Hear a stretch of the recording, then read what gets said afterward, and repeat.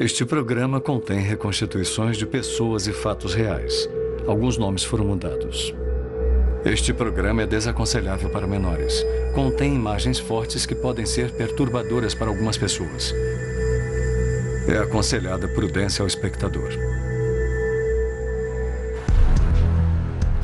Uma jovem mãe do Oregon desaparece sem deixar vestígios. Mas uma médium vê tudo. Eu tive a visão daquelas mãos rodeando o pescoço dessa jovem. Não! Mas este caso tem um final que surpreende até a médium. Na Califórnia, uma mãe de 4 filhos sai uma noite e jamais volta. Um encontro fortuito com uma médium revela à polícia o que houve. E inicialmente, quando eu a senti, tive medo. E era um medo que eu nunca havia sentido antes. Quando as pistas são escassas e as respostas evasivas, os investigadores às vezes recorrem a investigadores psíquicos. Um estranho conhecido.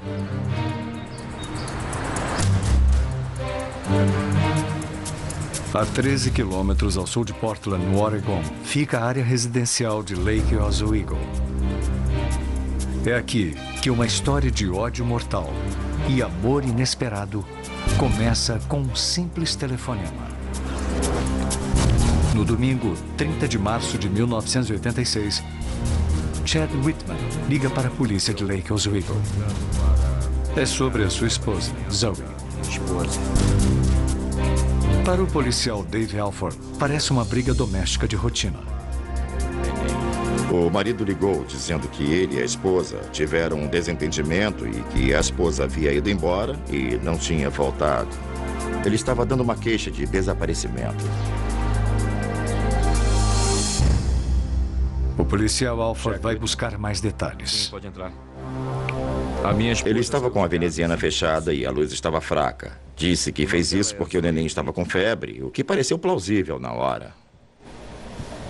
Há quanto tempo a Zoe sumiu? Pode me dizer? Já faz uns 3 dias, ela sumiu. Chad diz que 3 dias antes, ele e a Zoe tiveram uma briga. A última de uma série de discussões sobre o dinheiro. Acha que eu não estou preocupado? Que droga! Zoe saiu porta fora como já tinha feito antes. Mas jamais sumiu por tanto tempo.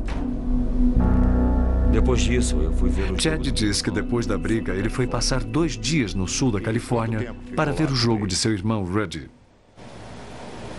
O irmão jogava no time de beisebol da faculdade e eles tinham um jogo fora. Aí ele disse que ficou junto com o irmão naquele jogo, no fim de semana. Ele diz que Zoe talvez tivesse ido para Seattle, onde ela morava. Eles me disseram... O carro dela também sumiu. Talvez tenha ido... Escuta, você tem os documentos do carro e talvez uma foto da Zoe? O instinto de Alford diz a ele que algo não está certo. Aqui está o endereço. O marido parecia muito passivo.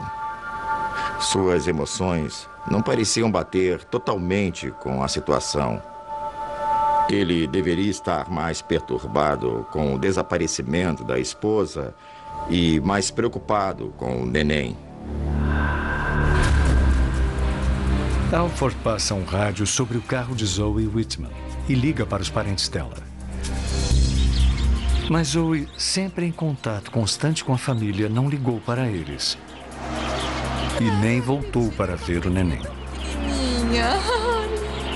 Uma mãe normalmente não deixa o neném por vários dias. Então, quando o fim de semana acabou, a situação ficou mais fora do normal. Então a família de Zoe revela um detalhe sinistro que escapou a Alford. Eles queriam ter certeza de que eu sabia que o marido da filha deles tinha arranhões no rosto. E na verdade eu não sabia, porque ele usou o neném como escudo. Eu estava literalmente no escuro, até mesmo porque ele deixou o ambiente assim. A família estava convencida de que ele tinha brigado com a esposa e que ela arranhara o rosto dele, que foi em legítima defesa. Todos com quem Alford fala, com exceção de Chad Whitman, chegam à mesma conclusão.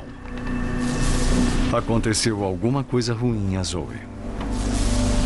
Eu consegui a informação. O policial Alford fala de suas suspeitas com o detetive Bob Lee. E todas têm a mesma sensação. Dave Alford disse que houve um conjunto de circunstâncias muito estranhas em relação à desaparecida. O suspeito, o marido nesse caso, não estava agindo como deveria agir. É isso aqui que eu me refiro, tá vendo? Isso perturbou tanto Dave que ele veio imediatamente à divisão de detetives e disse que teve a sensação sufocante de que o homem tinha matado a esposa e simplesmente escondeu o corpo. A suspeita aumenta cada vez mais. No dia seguinte, a polícia acha o carro de Zoe trancado numa parada ao norte do Oregon, no estado de Washington. Olha ali. O mapa de Seattle está no banco da frente. E os investigadores desconfiam disso. O marido disse que a esposa podia ter ido para Seattle, onde tinha amigos. Porém, o mapa estava convenientemente aberto em Seattle. Era muito evidente. Uma pessoa que conhece Seattle não precisaria deixar um mapa no carro, exatamente na fronteira com o Oregon. As peculiaridades não param aí. O próprio veículo era muito suspeito. A desaparecida tinha 1,52 m de altura e pesava 52 quilos. E uma pessoa desse tamanho vai sentar bem perto do volante para poder dirigir o carro. Nós notamos que o banco estava todo puxado para trás, como se alguém de 1,80 m ou um pouco maior tivesse dirigido o carro. Tudo no carro parece preparado. Nós vamos providenciar. Mas os investigadores precisam ter certeza. Nós vasculhamos a área da parada e a área em volta para ver se a desaparecida estava escondida em algum lugar no mato. E não achamos absolutamente nada. Um crime pode ter sido cometido, só que não aqui. Ninguém acredita na história de Chad Whitman, de uma mãe devotada, normalmente em contato regular com a família, ter abandonado o neném e fugido. O detetive Don Foreman concorda. Aí você começa a investigar as circunstâncias e tenta... Bom, as coisas não batem, isso não faz sentido, isso não aconteceu. Então, não é quem matou, vira um ele matou. Mas eles precisam ter fatos, provas concretas. Um caso que possam levar ao tribunal. Bob Lee e sua equipe vão à promotora Terry Gustafson. Ele estava absolutamente convencido de que o marido tinha sumido com a esposa e de que não era um caso de desaparecimento, e sim de homicídio. Tudo indica que seja... E ele queria minha ajuda para mudar para homicídio. Então nós conversamos sobre umas estratégias de como fazer isso. Para provar o assassinato, eles precisam de provas materiais. Lee e Alford planejam consegui-las. Eles voltaram ao apartamento de Chad, desta vez com reforços. Nós entramos em contato com os técnicos do Laboratório de Crimes do estado do Oregon e os convencemos a nos acompanhar ao local. O detetive Dave Alford. Eles chegam sem avisar, mas Whitman não se perturba. Temos uma equipe conosco. Será que podemos entrar? Ele consente a busca no apartamento e não interfere. Na verdade, nós conduzimos a maior parte do interrogatório fora do apartamento, no estacionamento, enquanto os peritos trabalhavam lá dentro. Há uma boa possibilidade, se a mulher foi morta na residência, de um grande dano ter sido causado a ela e de se encontrar algum tipo de sangue. Os técnicos usam um processo chamado teste de luminol, que pode revelar os mínimos vestígios de sangue. E não acharam nenhuma gota. Nós podíamos afirmar com absoluta certeza que naquela hora um crime havia sido cometido. E sabíamos também, sem a menor sombra de dúvida, que o marido tinha matado a esposa. Ela desapareceu e não havia muitas pistas. Não achamos nada. Não tínhamos corpo. Sem o corpo e sem qualquer elemento para invalidar a história do marido, a gente não tinha um caso. Desesperada para encontrar Zoe, a mãe dela entra em contato com a médium da região, Laurie McQuarrie. Eu vou tentar ajudar você. Imediatamente eu senti aquele pavor. Laurie sente que a jovem mãe está realmente morta. Quando eu disse isso à família, eles concordaram, sentiam a mesma coisa. Ela era muito ligada à mãe e jamais sumiria por vários dias sem ligar para ela. Quase imediatamente eu disse, eu acredito que o marido esteja envolvido.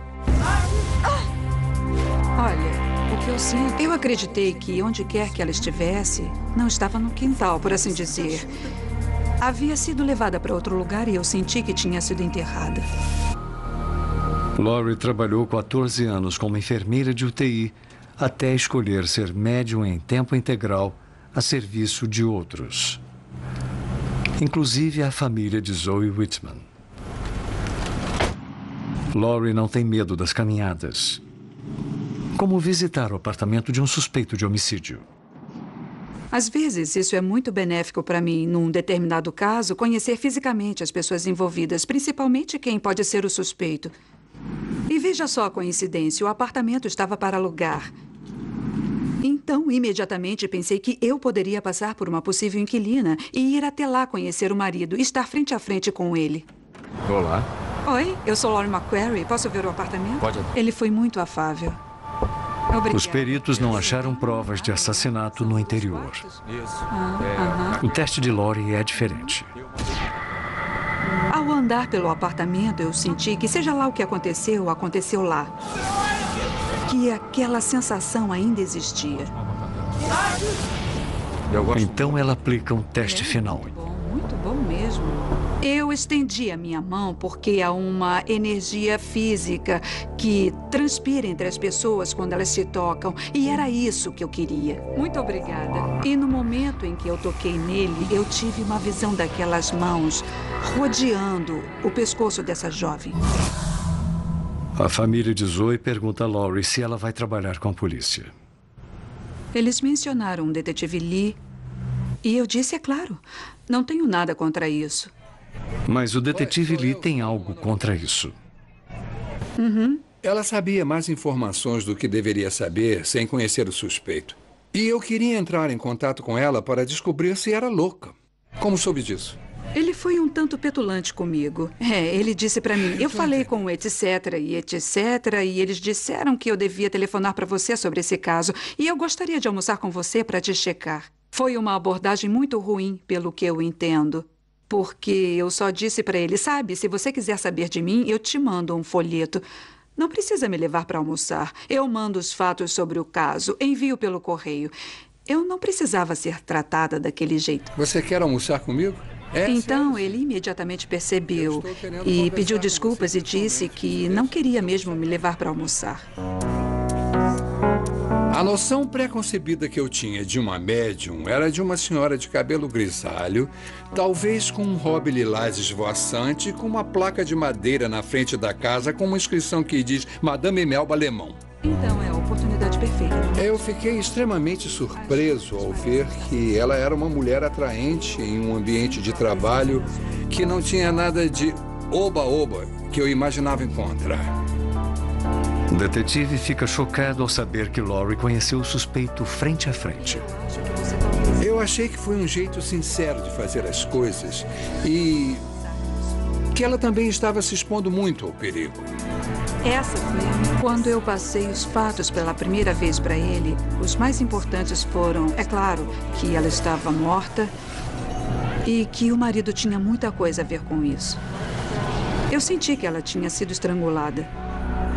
Também senti que o corpo estava enterrado num lugar onde o marido poderia vê-lo diariamente. É um lugar onde... Laurie vê o número 1 e o número 5, tendo a ver com distância. Muitas coisas eu vi. Infelizmente, o trabalho mediúnico nem sempre é explícito. Era 1,5 ou 15. Eu também senti que o irmão mais novo dele estava envolvido. Eu acredito que ele não agiu sozinho. O ponto principal sobre o qual realmente divergimos a princípio foi que eu disse a ele que o irmão mais novo estava envolvido no sumiço do corpo. E eu lembro dele me olhando como se eu fosse totalmente louca. Não conseguimos conciliar o fato de que o irmão mais novo estava no sul da Califórnia durante o período, digamos, crítico. Apesar da discordância, Laurie conquista a confiança de Bob Lee. Eu sinto isso. A médium e o detetive começam com a área de parada onde o carro de Zoe foi encontrado. Estou achando que é por aqui. E eu fiquei analisando os números 15 ou 1,5. Eu estou achando que é para lá. De lá? Não, é nesta direção. E eu achei que seriam 15 milhas. E senti muito, muito, muito forte que o corpo estaria a 15 milhas a sudoeste de onde o carro estava parado. Eles foram 15 milhas para sudoeste e chegaram a um campo ao lado do escritório de Chad Whitman. É por ali. Uma área que ele podia ver todos os dias, como Laurie predisse. Mas não havia provas suficientes para um mandado de busca e eles não conseguiram permissão. Ali? A propriedade onde o marido trabalhava foi uma questão legal para nós porque ela era controlada pelo pai do suspeito e nós não estávamos conseguindo muita cooperação dele.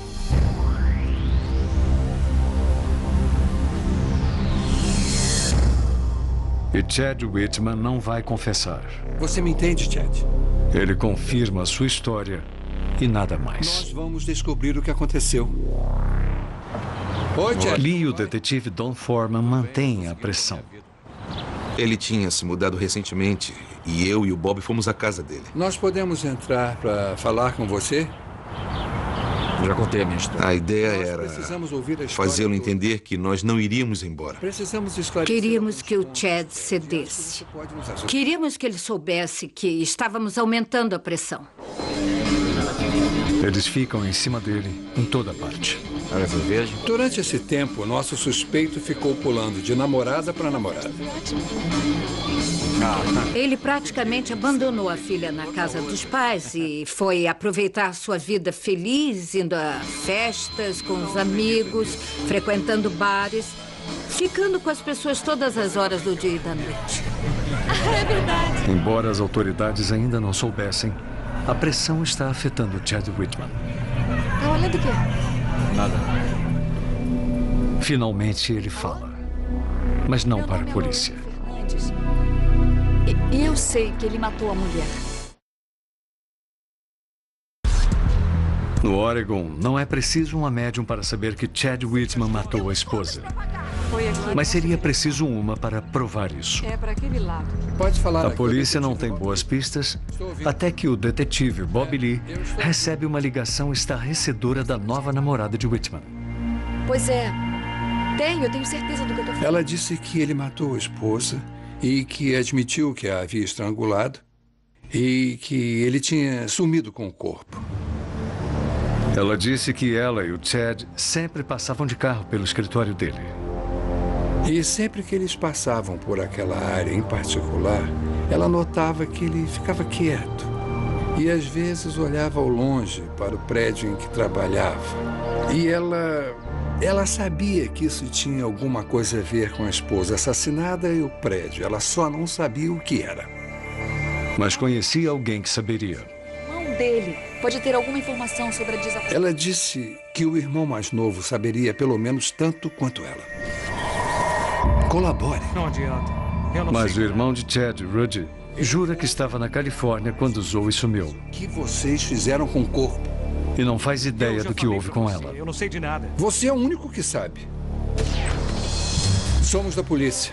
Ué, peraí. Só queremos Se saber. Rudy não quer falar, talvez seus colegas de quarto falem. O irmão mais novo era do tipo que falava sobre qualquer coisa. Então, os dois colegas de quarto saberiam de tudo que ele sabia. Isto aqui é uma intimação para um grande júri. Os colegas de quarto entenderam Vão ao tribunal, vão testemunhar ou vão para a cadeia. e contaram o que sabiam sobre o envolvimento de Rudy. O Rudy foi ao jogo de beisebol na Califórnia, mas choveu, então ele não ficou o tempo todo lá. O álibi de Chad e Rudy, o jogo de beisebol, não existiu. Os colegas dizem que Rudy estava no Oregon na época e ajudou Chad a se livrar do corpo de Zoe. Na Califórnia e mentiu pra todo mundo. Ele tava E eles vão testemunhar. com o corpo. Nós já tínhamos testemunhos suficientes para colocar o irmão mais novo na cadeia. Ponto. Aí falamos com o irmão mais novo e avisamos de que ele tinha a oportunidade de nos dizer tudo o que sabia e nos levar onde o corpo estava enterrado, ou ele podia ir para a cadeia e ficar lá. Rudy resolve falar. Acha que eu não me preocupo com isso? Ele diz que Chad falou que não queria matar Zoe. É o seu trabalho! Eles discutiram e a situação fugiu ao controle. Exatamente como Laurie McQuarrie disse. Eu já estou cheio disso! O que eu senti, basicamente, foi que era um momento de raiva. Eu não senti que o assassinato tinha sido planejado com grandes detalhes. A história de Laurie ela é extremamente precisa quanto à argumentação, ao estrangulamento, à localização do corpo, ao irmão mais novo estar envolvido. Não, eu preciso de você agora. Vem aqui me ajudar. De acordo com Rudy, quando Chad estrangulou Zoe, ele ligou para o irmão para ir ajudá-lo a se livrar do corpo. Eles o levaram para um lugar onde Chad poderia vigiá-lo, bem ao lado do seu escritório. Então deixaram o carro de Zoe na parada depois da fronteira de Washington, a 24 quilômetros. Nós já enviamos. Com o mandado, as autoridades foram para o campo ao lado do escritório de Chad e acharam a cova. Ele estava trabalhando naquele dia. Nós estacionamos de propósito e... para que ele visse os carros da polícia, para que ele soubesse exatamente quem estava lá. E do túmulo dava para ver a porta da frente de onde ele trabalhava. Eu sabia que aquele homem cruel estava nos vendo. Aí achamos o esqueleto e eu fiquei triste, aborrecido, zangado. Eu estava vendo aquela área sagrada onde aquele ser humano estava, sabendo que alguém pôs tábuas e terra sobre uma pessoa e a deixou lá. E essa pessoa fez isso num lugar por onde passa todos os dias para ir trabalhar. Podia olhar para esse campo e pensar, eu pus um corpo ali, um ser humano que eu matei. Me dava arrepios sentir que esse sujeito ficou olhando o túmulo dela esses meses todos, esse tempo todo, e que ele pôde esconder a vítima da polícia esse tempo todo.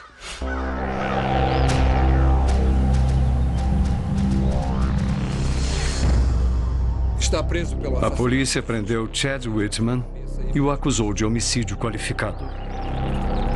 No início, este caso foi um pouco como alguém pegar um saco de bolas de gude, jogá-las no chão, aí elas se espalham para todo lado e não havia teoria nem nada que pudéssemos compor com tantos pedacinhos. Quando nós falamos com a Laurie, foi emocionante para mim, porque o que ela fez, ela criou o quadro para nós. Eu não posso mais descartar as médiums. Eu passei a acreditar. Bob Lee também passou a acreditar em Laurie McQuarrie. 4 meses depois de resolverem o caso, eles se casaram. Eu realmente acho uma pena por ter sido assim que eu e meu marido nos encontramos romanticamente através da perda de uma pessoa. E, acredite, todo dia eu faço uma prece silenciosa por causa dessa situação. O mais importante é que tudo terminou. E terminou com um sinal positivo pela prisão do responsável. Chad Whitman pede que a acusação passe para homicídio culposo e é condenado a 20 anos de prisão. Agora acredita em médios. Laurie e Bob comemoraram recentemente seu 18º aniversário de casamento.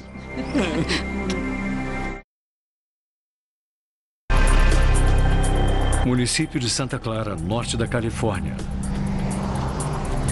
No domingo, 5 de janeiro de 1992, Norman e Maria Hofer estão agitados. Sua filha de 31 anos, Norma, saiu na noite anterior, deixando os filhos com eles. Eu quero falar com ela. Norma Hofer jamais voltou. Como ela não estava em casa na manhã seguinte, sabíamos que havia algo errado. Porque ela era dedicada aos filhos. Jamais iria embora e os deixaria. Mas o gabinete do xerife não pôde ajudar muito. Eles disseram que só fazia 24 horas e eu disse... Não interessa se são só 2 horas. Eu disse, ela não voltou, devia estar em casa. Preciso que façam alguma coisa. A delegada Michelle Sandry se solidariza com os pais desorientados. Estavam muito perturbados. Nós explicamos que, sabe, os adultos podem sair e fazer o que quiserem. Mas Maria sabe que Norma não iria fugir. Não tínhamos notícias dela, não sabíamos onde ela estava. O que não era feitio dela. Ela era o tipo de pessoa que andaria sobre cacos de vidro para ajudar os filhos. Tudo bem, muito obrigado. Infelizmente, os pais de Norma só podem esperar e torcer por algum sinal de sua filha. No dia seguinte, eles recebem esse sinal, embora não seja uma boa notícia. 40 quilômetros ao sul, no centro de San José, um trabalhador da manutenção acha a bolsa de Norma em um beco.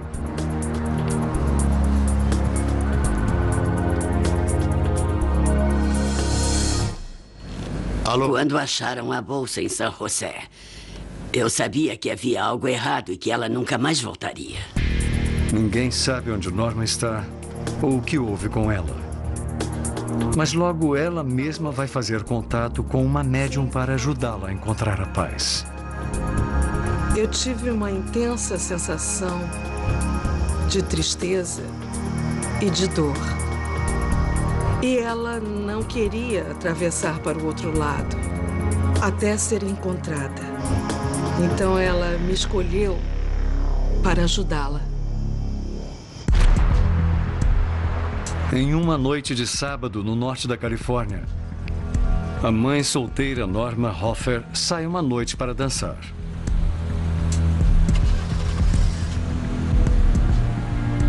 E jamais volta para casa.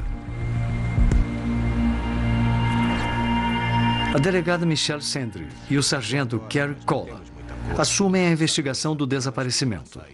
Normalmente, quando o adulto desaparece no dia seguinte, isso é registrado. Mas você não manda ninguém porque uma pessoa adulta tem o direito de sair e ir além da sua casa.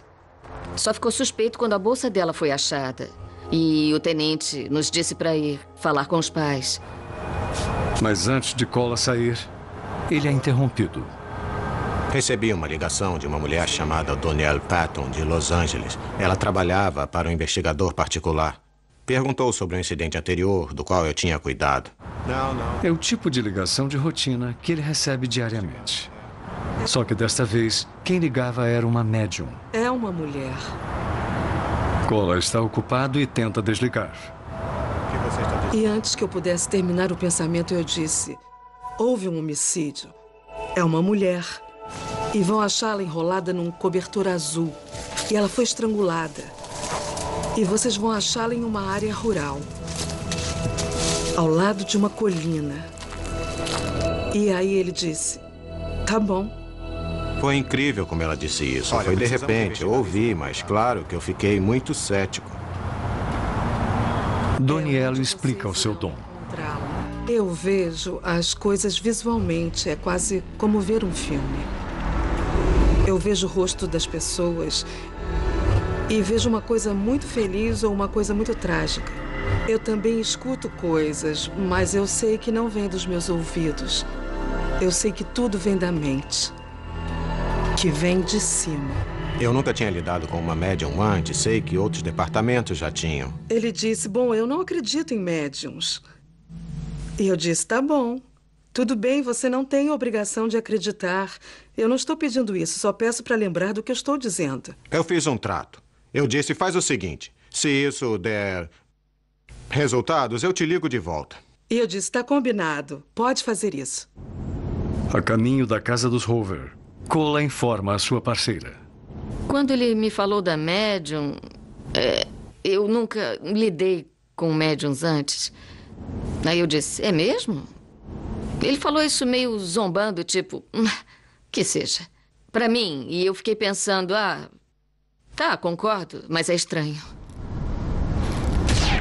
Os investigadores querem saber tudo sobre quando Norma foi vista pela última vez. E ela sempre ligou uma vez à noite quando A questão era que ela nunca deixou de cuidar das crianças antes. E essa era a parte que não batia com ela. Não era simplesmente o fato de uma adulta sair para se divertir numa festa e, por alguma razão, não voltar para casa. Como Norma não voltou, seus pais iniciaram um diário telefônico para registrar seus esforços para encontrá-la. Ligou da casa de uma amiga. A primeira ligação foi de Norma na noite daquele sábado. Ela fez. Ela disse que tinha passado numa festa na casa de uma amiga e voltaria 1h. Ela deixou o telefone de onde estava. Eu tô numa festa na casa de uma amiga. De manhã, ela não estava em casa. Alô? Então ligamos para aquele número. Não. E disseram que ela não estava lá, que tinha sido levada para casa. Não. Eu disse, não está em casa. Quem a levou? Ela foi embora. A amiga diz que foi um homem chamado Bob Biggs. Todo mundo que estava na festa presumiu que Bob ia levar Norma em casa. Ninguém prestou muita atenção. Só sabiam que Bob ia levá-la em casa. A polícia não acha Biggs, mas recebe uma ligação de um dos amigos dele. Eu acabei Quando ele soube que Norma sumiu e que o Bob Biggs foi a última pessoa a vê-la, ele lembrou que o Bob tinha ido à casa dele na manhã seguinte, lá pelas 7h30. E na hora isso o aborreceu muito porque o Bob foi entrando na casa dele e ao olhar para o Bob, ele viu que ele tinha lama na calça e também nos sapatos e que tinha sangue na camiseta dele. Não é nada, não. E que estava com as roupas amassadas. Nada. Biggs disse que queria ajuda para se livrar de um carro. Fácil, cara. Vem! Não. O amigo se recusa a ajudar. Ele achou estranho. O Biggs não tem carro. Pela descrição do veículo, os investigadores suspeitam que é o carro da Norma. Biggs não é um desconhecido para a polícia de Santa Clara. Quando chegamos a ele por causa deste caso, ele já estava sob condicional. Por Biggs estar em condicional, ele pode ser interrogado e procurado a qualquer momento. E já que testemunhas o viram em um bar, o que é violação da condicional, ele pode ser preso.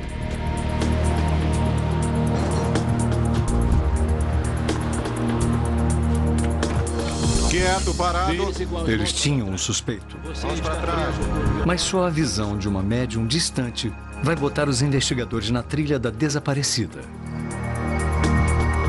E o fim dessa história é uma surpresa para todos. Desculpe, ela veio.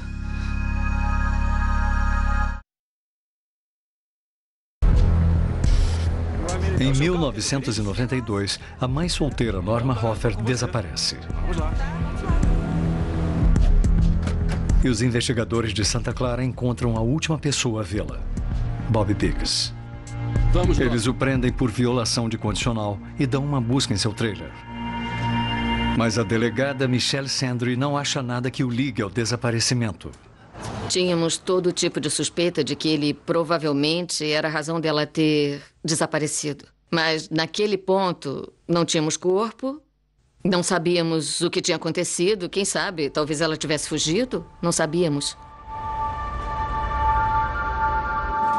Os investigadores observam arranhões nas mãos, nos braços e no rosto do suspeito. Os ferimentos parecem ter sido infligidos por alguém se defendendo de um ataque. Mas Biggs diz que se arranhou sozinho nas roseiras fazendo jardinagem. Então, ele dá a sua versão do que houve na noite em que Norma desapareceu. Ele me ligou e tudo, mas eu só peguei uma carona. Ele admite que esteve na festa com Norma. É o seu carro? Quer que eu dirija? Alega que na manhã seguinte ela deu uma carona a ele até a loja para comprar cerveja. E então, de acordo com Biggs, Norma o deixou em um parque. Obrigado pela Disponha carona. sempre. Ele presumiu que ela fora para casa. E não mais a viu. Valeu. Biggs insiste que ele e Norma já se conheciam há muito tempo. E que ele jamais faria mal algum a ela. Não, A polícia suspeita que Biggs está mentindo, mas não pode provar. assim. Não se encaixa. A esta altura, a única coisa que mantinha o suspeito na cadeia, fora das ruas, era a violação da condicional, de acordo com o sargento Kerry Cola. Ainda é muito circunstancial nesse estágio. Toda a suspeita se concentra nele, mas do que podemos acusá-lo? Não havia nada do que acusá-lo. Os investigadores precisam de provas. e conseguem um mandado de busca para o último lugar em que Norma foi vista com vida. A casa onde houve a festa. Estava tudo... A dona da casa não estava lá na noite de sábado. Nem sei o que houve. Esse quarto... Ela disse que voltou para casa domingo à tarde e descobriu que alguém tinha destruído seu quarto. O que foi? Eles acharam que pareciam manchas de sangue no colchão. Estava assim, era tudo novo, a cama, o colchão, tudo. Os peritos recolhem amostras do colchão, da parede e do tapete. Os testes confirmam que é sangue e é da Norma. Mas ainda assim, nada disso incrimina Bob Biggs. Nós tínhamos o suspeito, tínhamos uma cena de crime, mas não tínhamos o corpo, não tínhamos o veículo. Nessa altura, onde procurar? Salt County é uma grande área geográfica. Muitos quilômetros quadrados, um terreno íngreme, montanhoso, com mato e com muitos lugares onde esconder um corpo. O espírito de Norma fez contato com a médium Donielle Patton para ajudar a achar seu corpo. Ela queria que eu visse através dos olhos dela. E aí assumiu a minha mente. Onde ela estava, indicando onde ela estava. Aí eu pude ver a imagem dela. De pé a alguns metros de onde ela se encontrava. E ela queria que eu a achasse. E dissesse a eles onde ela estava. Ela queria ir para casa, ficar com a família. Donielle sente que Norma foi estrangulada. E que seu corpo está enrolado em um cobertor azul, em uma encosta, em uma área rural. Enquanto os investigadores vasculham o imenso norte da Califórnia, se preocupam que mesmo com a ajuda de Donielle, Norma Hoffer talvez jamais seja encontrada. Mas o espírito de Norma não vai desistir. Norma mostrou a Donielle onde seu corpo está. Em uma encosta, em uma área rural, enrolado em um cobertor azul claro. Os investigadores só precisam achá-la. 5 dias depois do desaparecimento de Norma, Cola e Sandry acham um lugar que bate com a visão da médium. Olha a cerca. Tá bem ali. Para o carro. Acho que vi alguma coisa. Eu saí do carro, olhei e vi uma silhueta. Imediatamente chamei minha parceira e disse: Michelle, vem aqui. Procurem um suspeito de calça jeans, camisa branca e tênis branco. Havia um corpo. Eu diria que uns 5 ou 6 metros dentro do matagal. Dava para ver que o corpo estava deitado de costas, coberto com um cobertor azul claro.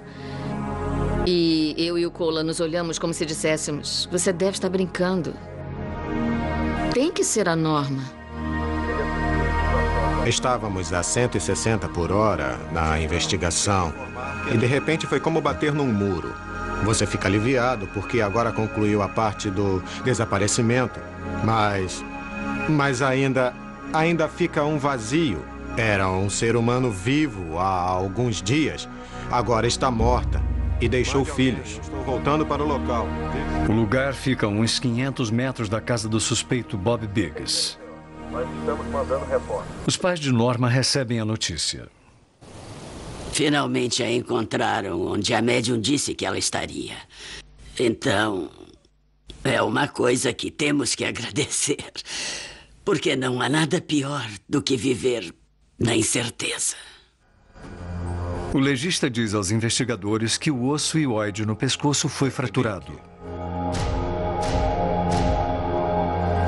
Nesse momento em particular, eles determinaram a causa da morte como estrangulamento, que foi outro fato que Donielle tinha informado. Então, voltamos ao escritório, liguei para ela conforme prometi. E disse a ela: você é demais.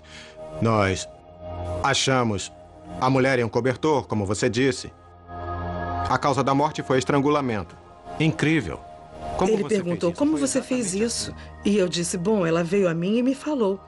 E ele riu um pouco e disse: sabe, eu não acredito nisso. E disse: foi uma grande experiência. Tive uma sensação muito forte. Nós conversamos um pouco mais. E eu mencionei que ainda não tínhamos achado o carro da vítima. E ele disse: nós procuramos e não sabemos onde ele está. E eu disse: sabe, Ele está em São José, num estacionamento. Eu sabia que estava num estacionamento porque vi um teto, laterais e chão de concreto. E vi colunas de concreto. Eu vi o carro estacionado lá. A polícia de São José verifica todos os estacionamentos da região e acha o carro de Norma. Vários tickets de estacionamento indicam que o carro estava lá desde que Norma desapareceu. Estou aguardando. Quando os peritos examinaram o carro, não só notaram que o banco do motorista estava todo para trás para poder acomodar o Bob, que é um homem grande, mas também acharam as digitais dele no carro. E também acharam fibras azuis claras do cobertor azul no veículo. E também vestígios do sangue de Norma. Embora o corpo dela tenha sido encontrado e o veículo recuperado, os detalhes do que exatamente houve com Norma Hofer na noite em que ela desapareceu continuam um mistério. E então? E as autoridades acham um jovem que tinha estado na festa com a Norma. Conte tudo o que viu. Ele teve medo de falar antes. Eu tentei dormir. Mas agora tem que desabafar. No sofá. Ele diz que depois que a festa acabou, ele tentou dormir no sofá, numa sala. Ele ouviu um barulho terrível de batidas, pancadas, como alguém sendo jogado contra uma parede. Então, viu Bob Biggs. Ele carregava o que parecia um corpo enrolado em um cobertor azul. Então, esse rapaz confirmou a coisa toda como tínhamos presumido que havia acontecido naquela noite. Bob Biggs é condenado por homicídio qualificado de Norma Hofer e recebe a pena de prisão perpétua com direito a condicional depois de 25 anos. O sargento Kerry Kohler começou este caso como um cético. Na minha opinião, as médiums têm lugar no trabalho da polícia. Mas talvez nem todas sejam tão aptas quanto Doniela. Pode haver gente por aí que posa de médium quando não é, na verdade. Mas neste caso, eu posso lhe garantir que ela é muito séria. When Danielle Patton was interviewed for this story, Norma Hofer's spirit came to her one more time with a message. She's going to be covered in a blue blanket.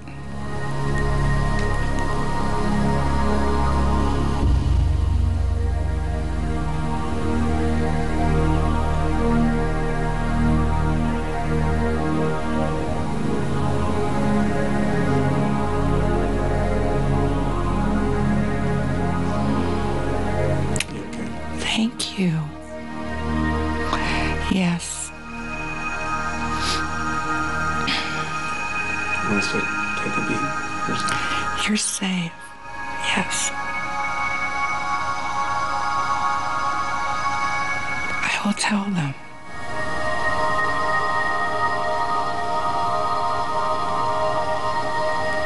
Yes.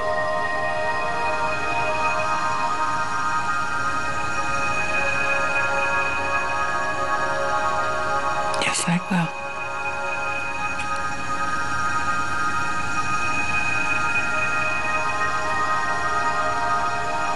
Thank you. I'm sorry she came. Did anybody feel her? She was standing right by your shoulder. Oh, yeah.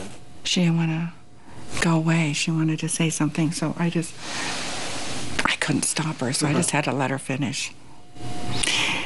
When you talk to her mother, and maybe that's why she came, because she knew you were going to, she wants you to tell her thank you for everything that she did, and that she does love her, and that she does look down, and that she does come and see her. And she said that sometimes her mother feels her around her, and to tell her mother that, yes, that's her, and tell her children that she does love them. Versão brasileira Audiocorp.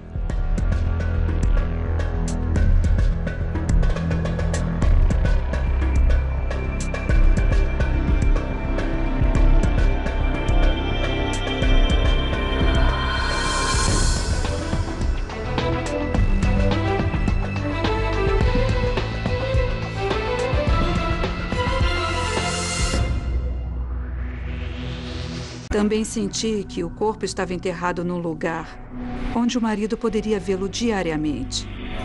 É um lugar onde... Lori vê o número 1 e o número 5, tendo a ver com distância. Muitas coisas eu vi. Infelizmente, o trabalho mediúnico nem sempre é explícito. Era 1,5 ou 15. Eu também senti que o irmão mais novo dele estava envolvido. Eu acredito que ele não agiu sozinho.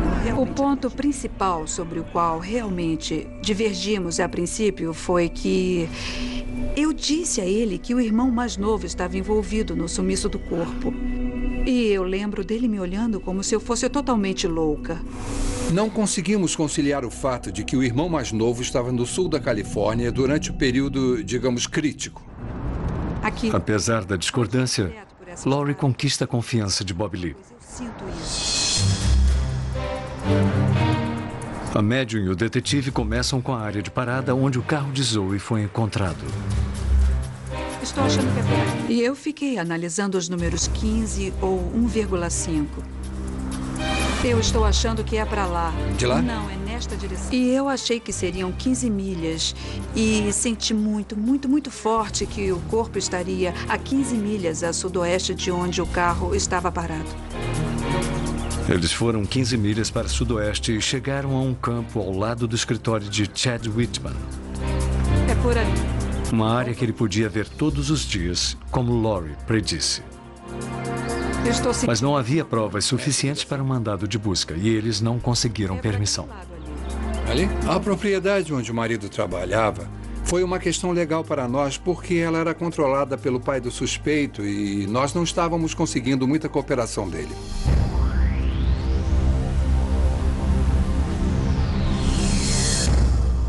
E Chad Whitman não vai confessar. Você me entende, Chad? Ele confirma a sua história e nada mais. Nós vamos descobrir o que aconteceu. Oi, Chad. Lee e o detetive Don Foreman mantêm a pressão. Ele tinha se mudado recentemente e eu e o Bob fomos à casa dele. Nós podemos entrar para falar com você? Já contei a minha história. A ideia era fazê-lo entender que nós não iríamos embora. Queríamos que o Chad cedesse. Queríamos que ele soubesse que estávamos aumentando a pressão. Eles ficam em cima dele em toda parte. Durante esse tempo, nosso suspeito ficou pulando de namorada para namorada. Ele praticamente abandonou a filha na casa dos pais e foi aproveitar sua vida feliz, indo a festas com os amigos, frequentando bares, ficando com as pessoas todas... Do corpo ao irmão mais novo estar envolvido. Não, eu preciso de você agora. Vem aqui me ajudar. De acordo com Rudy, quando Chad estrangulou Zoe, ele ligou para o irmão para ir ajudá-lo a se livrar do corpo. Eles o levaram para um lugar onde Chad poderia vigiá-lo, bem ao lado do seu escritório. Então deixaram o carro de Zoe na parada depois da fronteira de Washington a 24 quilômetros. Com o mandado, as autoridades foram para o campo ao lado do escritório de Chad e acharam a cova. Ele estava trabalhando naquele dia. Nós estacionamos de propósito e... para que ele visse os carros da polícia, para que ele soubesse exatamente quem estava lá. E do túmulo dava para ver a porta da frente de onde ele trabalhava. Eu sabia que aquele homem cruel estava nos vendo. Aí achamos o esqueleto e eu fiquei triste, aborrecido, zangado. Eu estava vendo aquela área sagrada onde aquele ser humano estava, sabendo que alguém pôs tábuas e terra sobre uma pessoa e a deixou lá. E essa pessoa fez isso num lugar por onde passa todos os dias para ir trabalhar. Podia olhar para esse campo e pensar, eu pus um corpo ali, um ser humano que eu matei. Me dava arrepios sentir que esse sujeito ficou olhando o túmulo dela esses meses todos, esse tempo todo, e que ele pôde esconder a vítima da polícia esse tempo todo.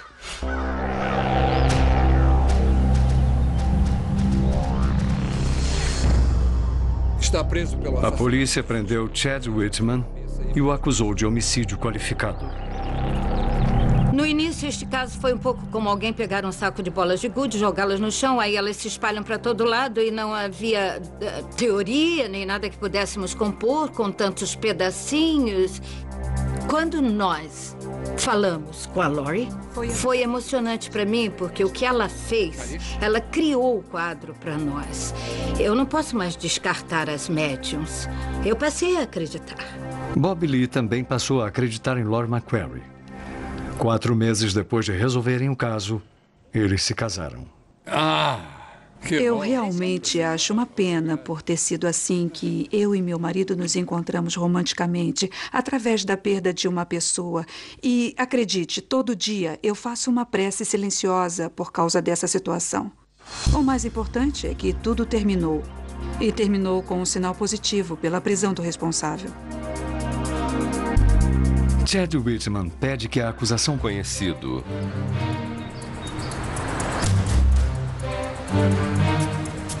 A 13 quilômetros ao sul de Portland, no Oregon, fica a área residencial de Lake Oswego.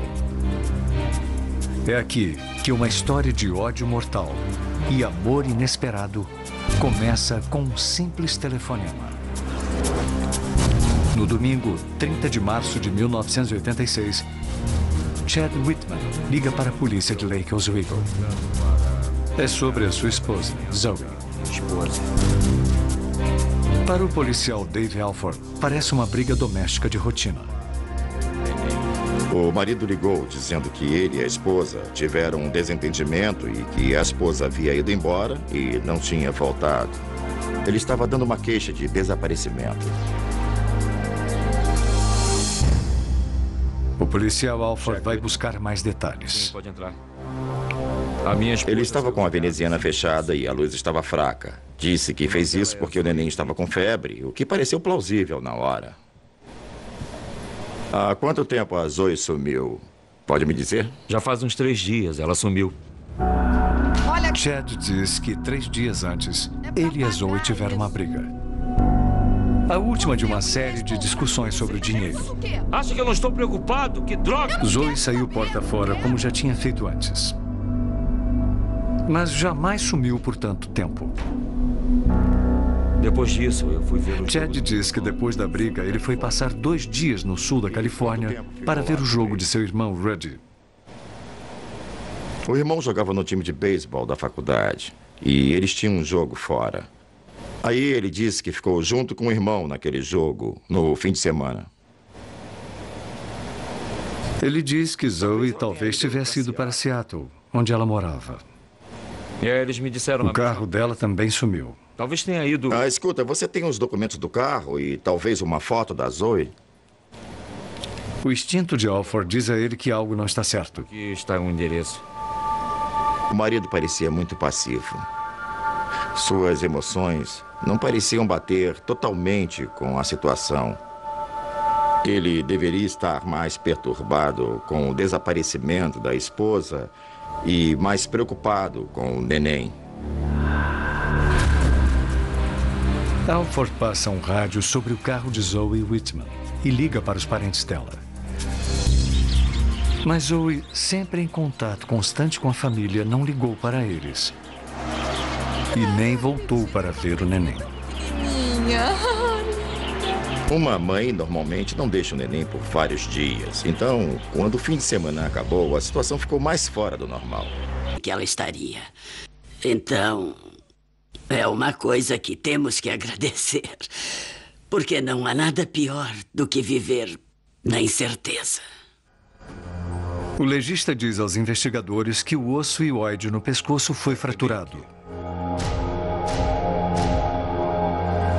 Nesse momento em particular, eles determinaram a causa da morte como estrangulamento, que foi outro fato que Daniela tinha informado. Então, voltamos ao escritório, liguei para ela conforme prometi. E disse a ela, você é demais.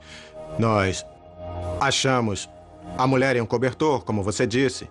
A causa da morte foi estrangulamento. Incrível.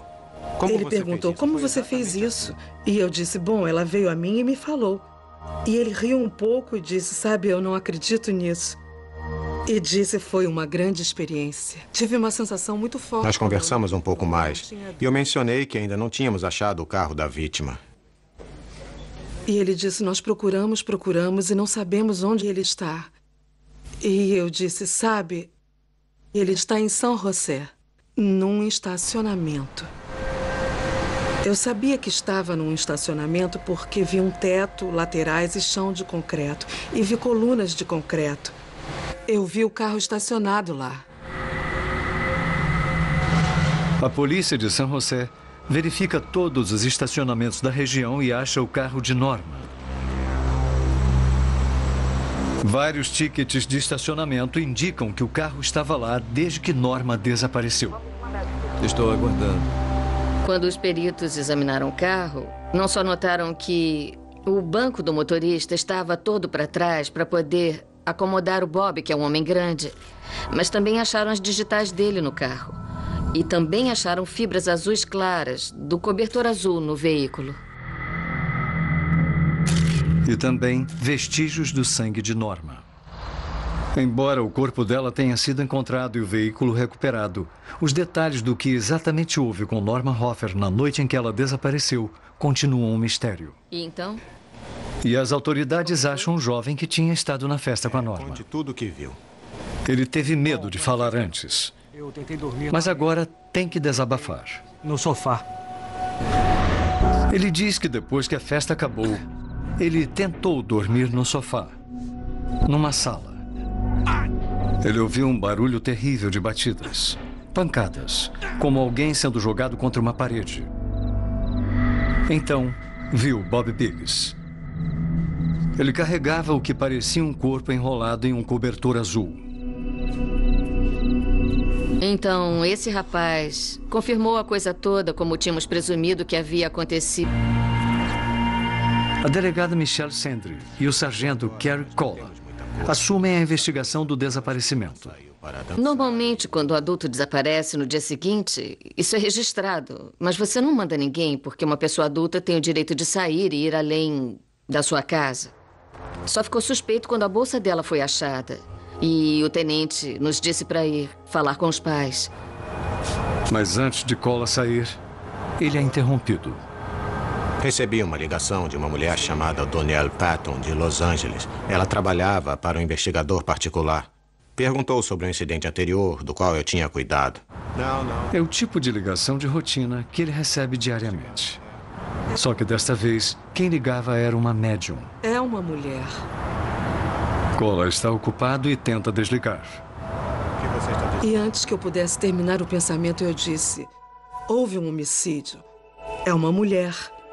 E vão achá-la enrolada num cobertor azul. E ela foi estrangulada. E vocês vão achá-la em uma área rural, ao lado de uma colina. E aí ele disse: tá bom. Foi incrível como ela disse isso. Foi de repente, eu ouvi, mas claro que eu fiquei muito cético.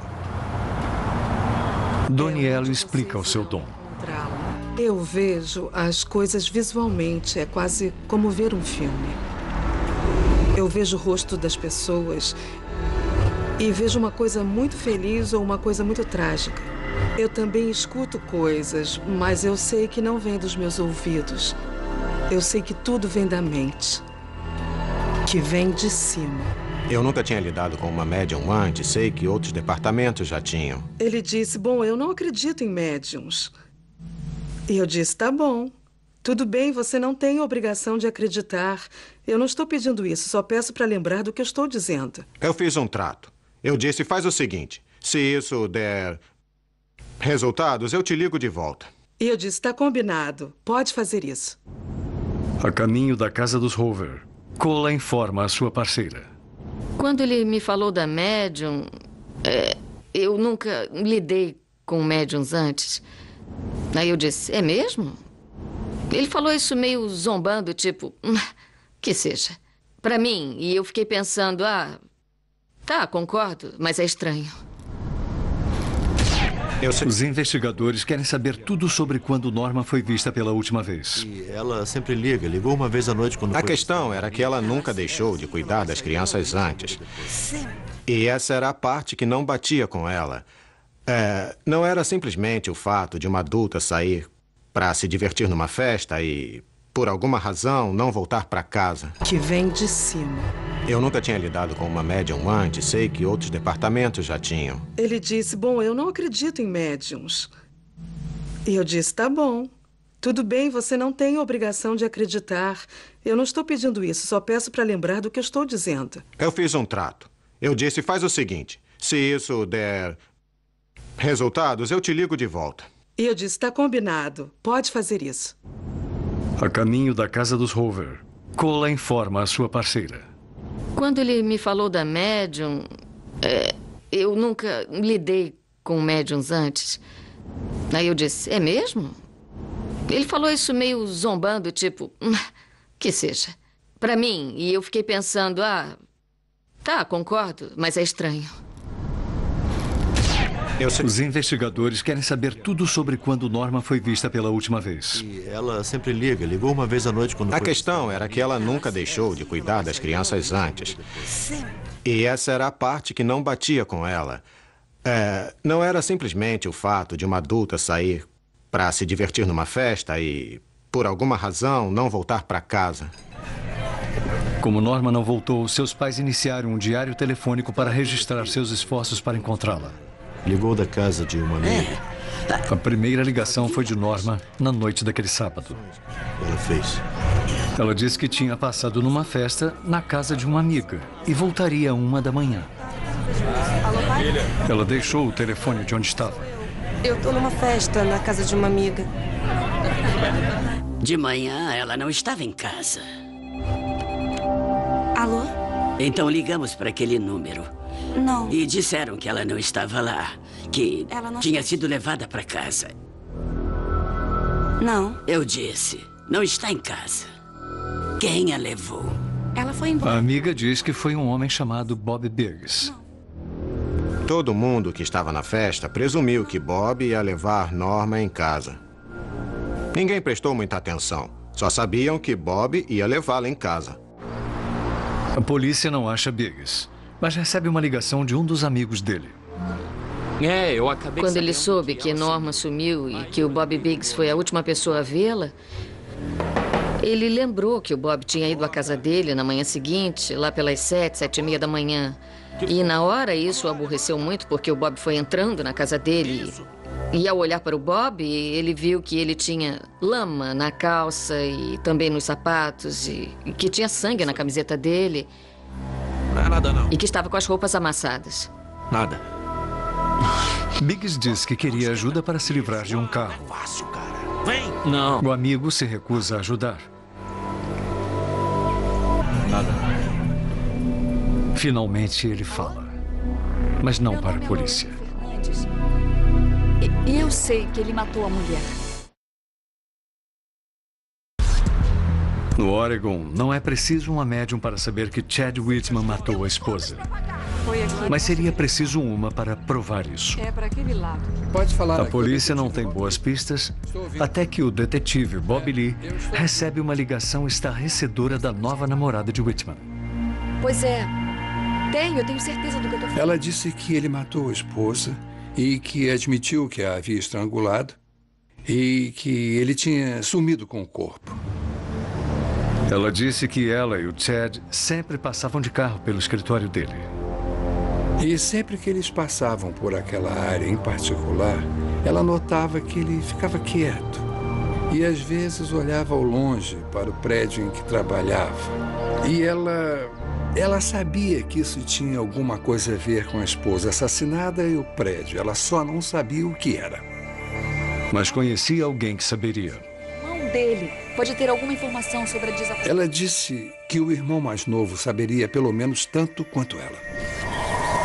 Colabore. Não adianta. Mas o irmão de Chad, Rudy, jura que estava na Califórnia quando Zoe sumiu. O que vocês fizeram com o corpo? E não faz ideia do que houve com ela. Eu não sei de nada. Você é o único que sabe. Somos da polícia. Ué, peraí. Só queremos Se saber. Rudy não quer falar, talvez seus colegas de quarto falem. O irmão mais novo era do tipo que falava sobre qualquer coisa. Então, os dois colegas de quarto saberiam de tudo que ele sabia.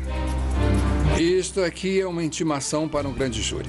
Os colegas de quarto entenderam. Vocês vão ao tribunal, vão testemunhar ou vão para a cadeia. E contaram o que sabiam sobre o envolvimento de Rudy. O Rudy foi ao jogo de beisebol na Califórnia, mas choveu, então ele não ficou o tempo todo lá. O álibi de Chad e Rudy, o jogo de beisebol, não existiu.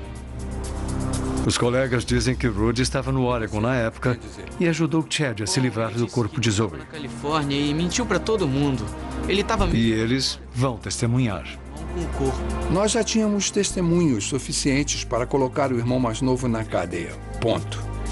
Aí falamos com o irmão mais novo e avisamos de que ele tinha a oportunidade de nos dizer tudo o que sabia e nos levar onde o corpo estava enterrado, ou ele podia ir para a cadeia e ficar lá. Rudy resolve falar. Acha que eu não me preocupo com isso? Ele diz que Chad falou que não queria matar Zoe. É o seu trabalho! Eles discutiram e a situação fugiu ao controle. Exatamente como Laurie McQuarrie disse. Eu já estou cheio disso! De manhã, ela não estava em casa. Alô? Então ligamos para aquele número. Não. E disseram que ela não estava lá, que Ela não tinha está... sido levada para casa. Não. Eu disse, não está em casa. Quem a levou? Ela foi embora. A amiga diz que foi um homem chamado Bob Biggs. Todo mundo que estava na festa presumiu que Bob ia levar Norma em casa. Ninguém prestou muita atenção. Só sabiam que Bob ia levá-la em casa. A polícia não acha Biggs, mas recebe uma ligação de um dos amigos dele. Eu acabei Quando ele soube que Norma sumiu e que o Bob Biggs foi a última pessoa a vê-la, ele lembrou que o Bob tinha ido à casa dele na manhã seguinte, lá pelas 7h30 da manhã. E na hora isso o aborreceu muito porque o Bob foi entrando na casa dele. E ao olhar para o Bob, ele viu que ele tinha lama na calça e também nos sapatos e que tinha sangue na camiseta dele. Não é nada, não. E que estava com as roupas amassadas. Nada. Biggs diz que queria ajuda para se livrar de um carro. Fácil, cara. Vem! Não. O amigo se recusa a ajudar. Ele achou estranho. O Biggs não tem carro. Pela descrição do veículo, os investigadores suspeitam que é o carro da Norma. Biggs não é um desconhecido para a polícia de Santa Clara. Quando chegamos a ele por causa deste caso, ele já estava sob condicional. Por Biggs estar em condicional, ele pode ser interrogado e procurado a qualquer momento. E já que testemunhas o viram em um bar, o que é violação da condicional, ele pode ser preso.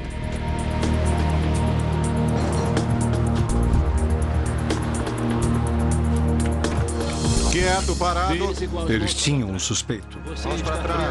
Mas só a visão de uma médium distante vai botar os investigadores na trilha da desaparecida. E o fim dessa história é uma surpresa para todos. Desculpe, ela veio.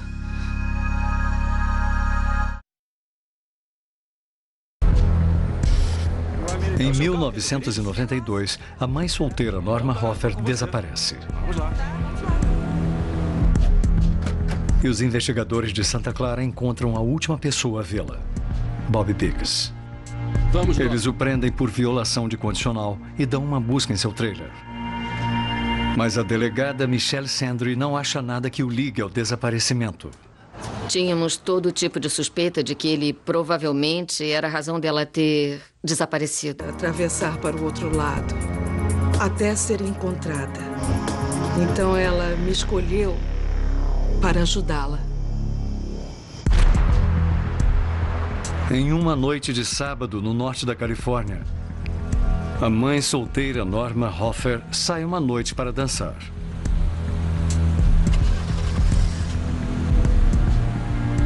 E jamais volta para casa. A delegada Michelle Sandry e o sargento Kerry Cola assumem a investigação do desaparecimento. Normalmente, quando o adulto desaparece no dia seguinte, isso é registrado. Mas você não manda ninguém porque uma pessoa adulta tem o direito de sair e ir além da sua casa. Só ficou suspeito quando a bolsa dela foi achada. E o tenente nos disse para ir falar com os pais. Mas antes de Cola sair, ele é interrompido. Recebi uma ligação de uma mulher chamada Danielle Patton, de Los Angeles. Ela trabalhava para um investigador particular. Perguntou sobre um incidente anterior, do qual eu tinha cuidado. Não. É o tipo de ligação de rotina que ele recebe diariamente. Só que desta vez, quem ligava era uma médium. É uma mulher. Cola está ocupado e tenta desligar. O que você está dizendo? E antes que eu pudesse terminar o pensamento, eu disse: houve um homicídio. É uma mulher. E vão achá-la enrolada num cobertor azul. E ela foi estrangulada. E vocês vão achá-la em uma área rural, ao lado de uma colina. E aí ele disse: tá bom. Foi incrível como ela disse isso. Foi de repente, eu ouvi, mas claro que eu fiquei muito cético. Danielle explica o seu dom. Eu vejo as coisas visualmente, é quase como ver um filme. Eu vejo o rosto das pessoas e vejo uma coisa muito feliz ou uma coisa muito trágica. Eu também escuto coisas, mas eu sei que não vem dos meus ouvidos. Eu sei que tudo vem da mente, que vem de cima. Eu nunca tinha lidado com uma médium antes, sei que outros departamentos já tinham. Ele disse: bom, eu não acredito em médiums. E eu disse: tá bom. Tudo bem, você não tem obrigação de acreditar. Eu não estou pedindo isso, só peço para lembrar do que eu estou dizendo. Eu fiz um trato. Eu disse: faz o seguinte, se isso der resultados, eu te ligo de volta. E eu disse: tá combinado, pode fazer isso. A caminho da casa dos Hoover, Cola informa a sua parceira. Quando ele me falou da médium, eu nunca lidei com médiums antes. Aí eu disse: é mesmo? Ele falou isso meio zombando, tipo, que seja. Pra mim. Os peritos não acharam provas de assassinato no interior. O teste de Lori é diferente. Ao andar pelo apartamento, eu senti que seja lá o que aconteceu, aconteceu lá. Que aquela sensação ainda existia. Então ela aplica um teste final. Muito bom mesmo. Eu estendi a minha mão porque há uma energia física que transpira entre as pessoas quando elas se tocam. E era isso que eu queria. Muito obrigada. E no momento em que eu toquei nele, eu tive uma visão daquelas mãos rodeando o pescoço dessa jovem. A família de Zoe pergunta a Lori se ela vai trabalhar com a polícia. Eles mencionaram o detetive Lee. E eu disse: é claro, não tenho nada contra isso. Mas o detetive Lee tem algo contra isso. Ela sabia mais informações do que deveria saber sem conhecer o suspeito. E eu queria entrar em contato com ela para descobrir se era louca. Como soube disso? Ele foi um tanto petulante comigo. Ele disse para mim: eu falei com o etc. e eles disseram que eu devia telefonar para você sobre esse caso. E eu gostaria de almoçar com você para te checar. Foi uma abordagem muito ruim, pelo que eu entendo. Porque eu só disse para ele: sabe, se você quiser saber de mim, eu te mando um folheto. Não precisa me levar para almoçar. Eu mando os fatos sobre o caso, envio pelo correio. Eu não precisava ser tratada daquele jeito. Você quer almoçar comigo? Então ele imediatamente percebeu e pediu desculpas e disse que não queria mesmo me levar para almoçar. A noção pré-concebida que eu tinha de uma médium era de uma senhora de cabelo grisalho, talvez com um hobby lilás esvoaçante, com uma placa de madeira na frente da casa com uma inscrição que diz Madame Melba Alemão. Então é a oportunidade perfeita. Eu fiquei extremamente surpreso ao ver que ela era uma mulher atraente em um ambiente de trabalho que não tinha nada de oba-oba que eu imaginava encontrar. O detetive fica chocado ao saber que Lori conheceu o suspeito frente a frente. Eu achei que foi um jeito sincero de fazer as coisas e que ela também estava se expondo muito ao perigo. Essa foi quando eu passei os fatos pela primeira vez para ele. Os mais importantes foram, é claro, que ela estava morta e que o marido tinha muita coisa a ver com isso. Eu senti que ela tinha sido estrangulada. Também senti que o corpo estava enterrado num lugar onde o marido poderia vê-lo diariamente. lugar onde... Lori vê o número 1 e o número 5, tendo a ver com distância. Muitas coisas eu vi. Infelizmente, o trabalho mediúnico nem sempre